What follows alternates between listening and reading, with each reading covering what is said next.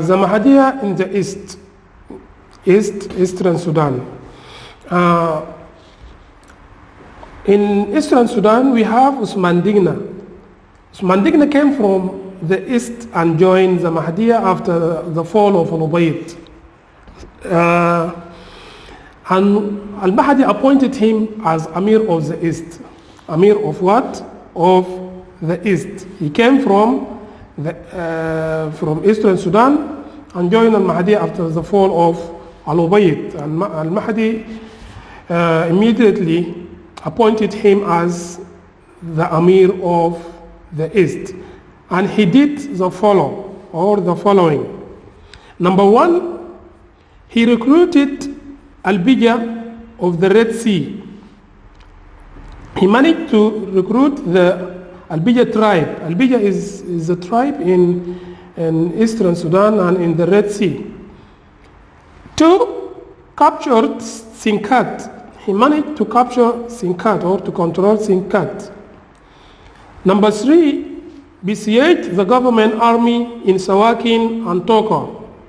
Also, he managed to besiege or to put them in like a cage in Sawakin and Toka. Four, intercepted the supplying road from Egypt for the British forces through the Red Sea for rescuing Gardoon. We will know that Gardoon sent a message to the Khidaywi and to the government in Egypt in order to rescue him. So Usman Digna intercepted the supplying, or even intercepted the rescue forces which are coming to rescue Gardoon in Khartoum.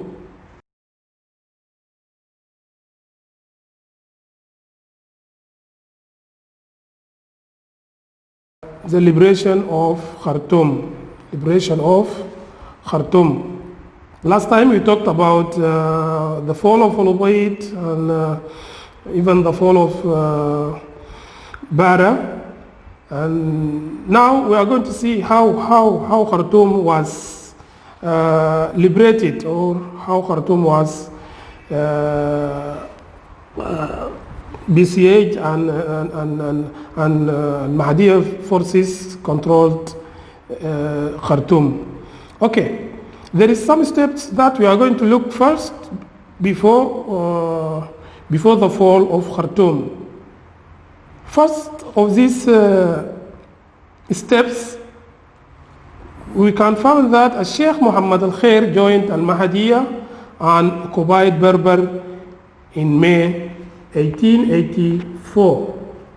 Sheikh Muhammad Ahmad al-Khair joined al-Mahdiya and occupied Berber in May 1884. We know that Berber is in the North Sudan, the north side of Khartoum, or in the North Sudan. Number two, Abdurrahman al-Najumi marched to Khartoum from the southern side, or he entered Khartoum from the north side. We know that al-Najumi was in Bara. He's the one who occupied Bara in 1883.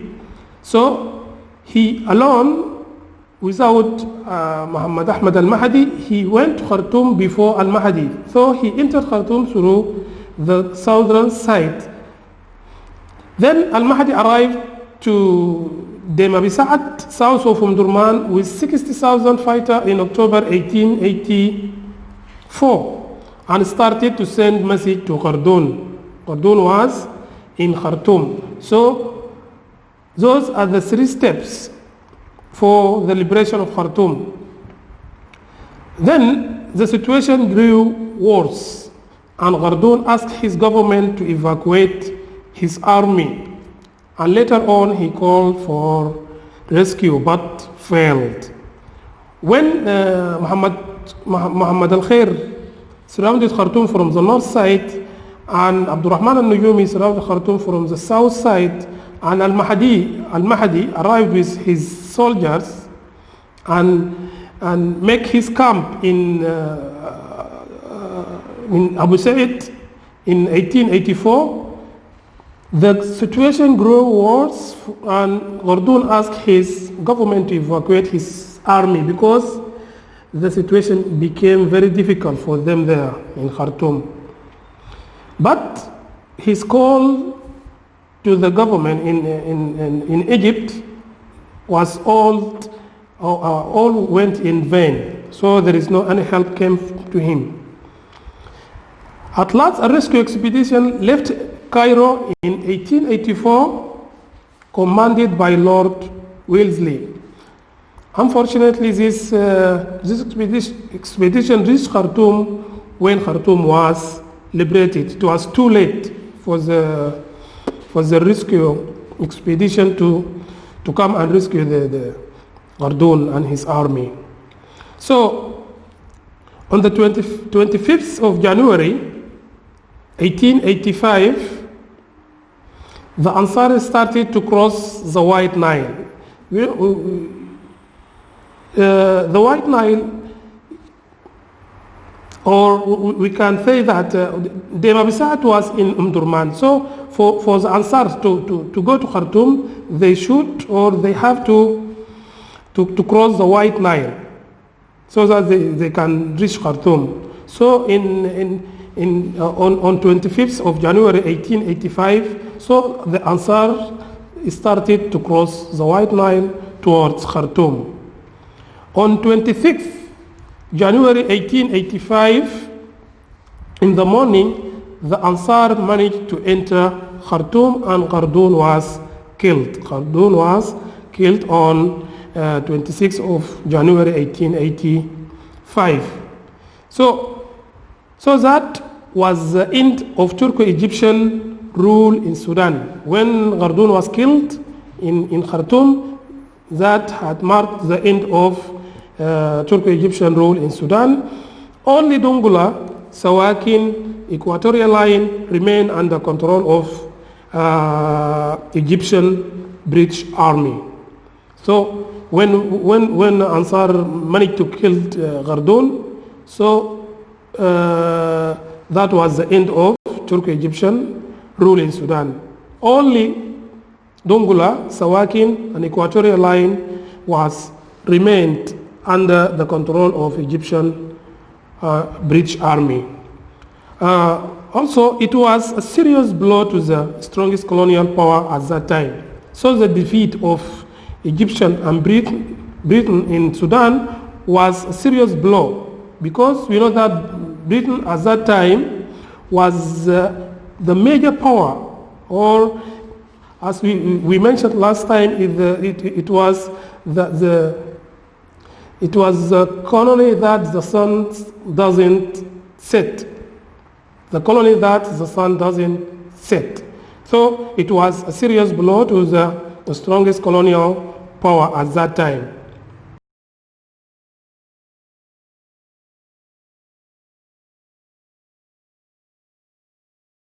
Now we are going to see the administrative system of the Mahdi state.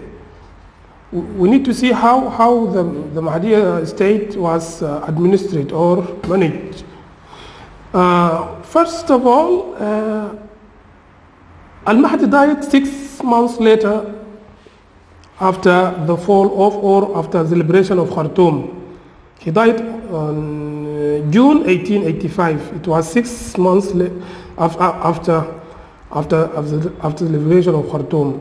His state was established on religious basis. We talked last time that AlMahdi was trying to restore the religion, and so the religion should be the Sharia law should be the base of rule in Sudan.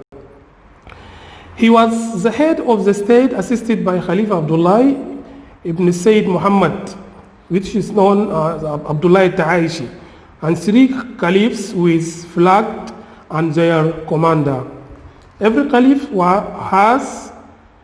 has his flags and their commanders, and also there is commander, which we are going to see how they can, or how they were distributed.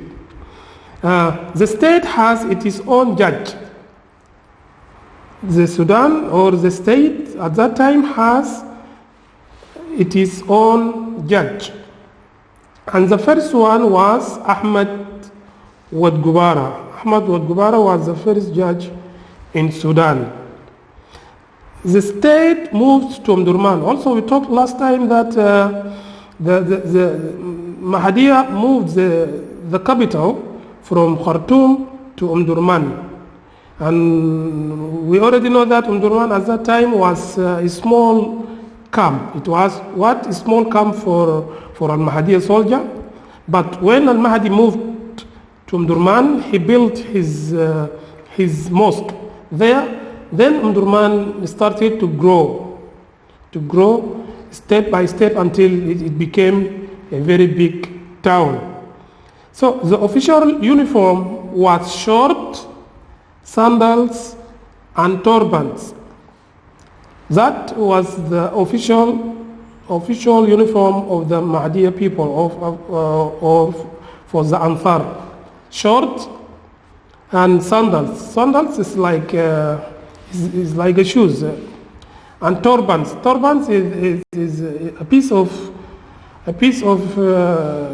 cloth that you put it around your head. It's like in Sudan we call it imma. So they put it around their head.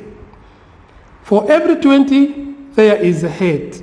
For every 20 soldier there is a head, or there is someone who is responsible for these 20 soldiers. And for every 100 there is also a head.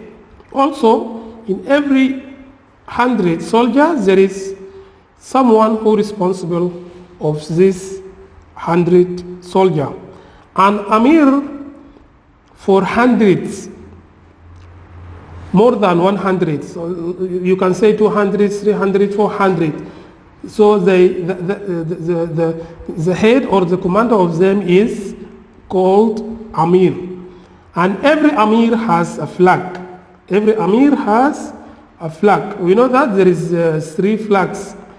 The black and the green and the white flag. So it was 3 flags for Al-Mahdiya troops. So every Amir has his own flag with a different color. The state inherited 8 Nile steamer. When Khartoum fall in the hand of Al-Mahdiya people, they inherited or they captured 8 Nile steamer. Nile steamer is like a boat that is used for transportation. Also, they inherited printing for money. They print money in Sudan and that document for printing document and factory for ammunition. Also, Mahdiya people, when they captured Khartoum, they inherited factory for ammunition. Then the country was divided into regions or amalat. They called amalat. So the central Sudan, it was from Khartoum, Karkoj, and Fashoda. So that was called Central Sudan and was administered from Omdurman. So the Central Sudan was administered from Omdurman. B, we have Dongola, Amalat, which consists of Berber, Eastern Sudan, Western Sudan, and Rajaf in South Sudan. Each has Amir directly responsible before the head of the state, with treasury and judge. So Dongola Amalat consists of Berber, Eastern Sudan, Western Sudan, and Rajaf in the South Sudan. And each Amala has its own Amir, which is responsible directly before the head of the state. The head of the state was in Durman.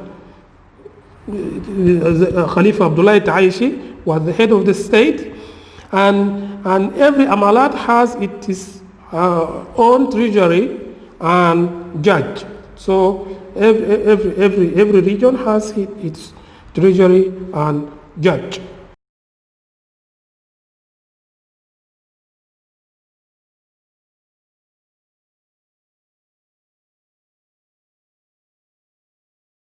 Okay, now we are going to see the Mahdist state during the reign of Khalifa Abdullah. We are going to talk in brief, so you have to see the details in the book. First, Khalifa Abdullah was an intelligent leader, administratively efficient, and gained experience through practice. Then some of the responsibilities awaiting him were: 1. To preach the Mahdiya internally and externally. 2. Domination of the state and extend its authority over the country. 3. Get rid of the remaining previous government garrisons. This means he had to face Egypt and Britain. Number 4. Solve the border problems with Abyssinia.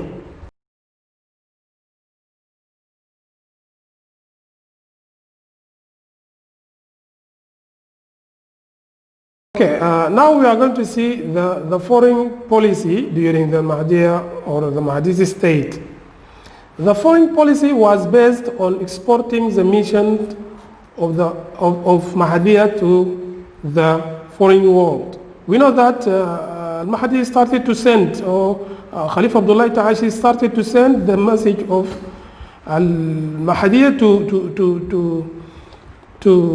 UK or Britain, and even to people of Al-Hijaz, and to Egypt, and even to Osmanic state. So it was just preaching Al-Mahdiya to the foreign world. That was the foreign policy. 2, we have also, Abyssinia was a big problem to Mahdiya because they didn't respond to his call, neither to Khalifa. So Abyssinia or Ethiopia was a big problem for Al-Mahdiya. It was during the Mahdi life, and even after the death of Al-Mahdi and Khalifa Abdullah Taishi, also he faced problem with Abyssinia. Now we are going to see the relation with Egypt. So the relation took the form of military character, because Amir Abdurrahman al-Nujumi marched to Egypt in May 1889. So the relation was a military character. So there is no peace between Sudan and Egypt. So they just want to solve issues through military activities. Then Amir Abdurrahman al-Nujumi marched, or took his troops, was consisted of women, children, and soldiers. So they marched from Khartoum or from Sudan toward Egypt, and they were having a lot of clashes in the road with the Egyptians and British soldiers in the road, and there was Toshki battle, which was a very tough battle because Ansar lost a lot of soldiers in this battle. So it was just a military character.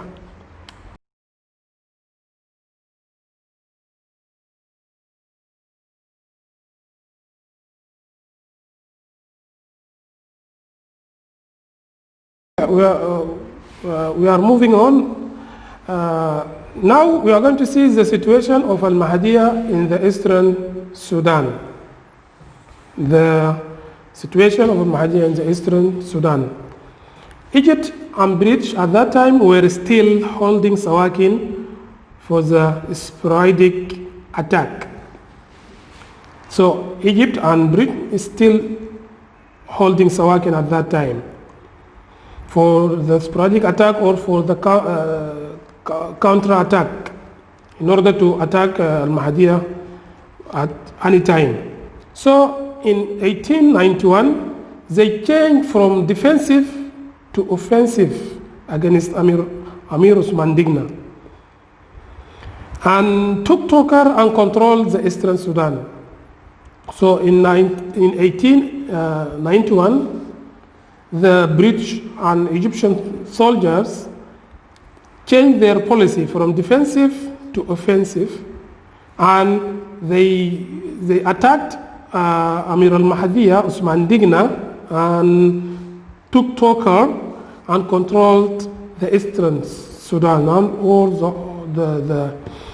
the eastern Sudan. Okay, the impact of the foreign wars. Number one, Mahdi reached its peak in 1889. So the state of al-Mahdi reached its peak, the top, in 1889 after the victory of Abyssinia. When they went to Abyssinia and got victory there, it was the top of the Mahdiya state and started to deteriorate. Then the state started to deteriorate after the defeat of Toshki. The defeat of Toshki and Eastern Sudan. The defeat of Toshki was the defeat of Abdurrahman al-Nuyumi, and in the Eastern Sudan was the defeat of Osman Digna. So the state at that time started to deteriorate. Deteriorate means to came back or to be less or to be small from Toshki and even from Eastern Sudan. So it was no longer under the control of al-Mahdiya people. Also, starvation of 1306 Hijriya, 1890. So the starvation was in Sudan at that time, and there was different reason for that starvation, because one of them was people left farming and came to Omdurman and joined al-Mahdiya for jihad. So the farmer left their farming or their farms and came to Khartoum or to Omdurman and joined al-Mahdiya and became fighter instead of being farmers. Also at that time, the rainfall was short. So that was the reasons of starvation or the reason of hunger at that time.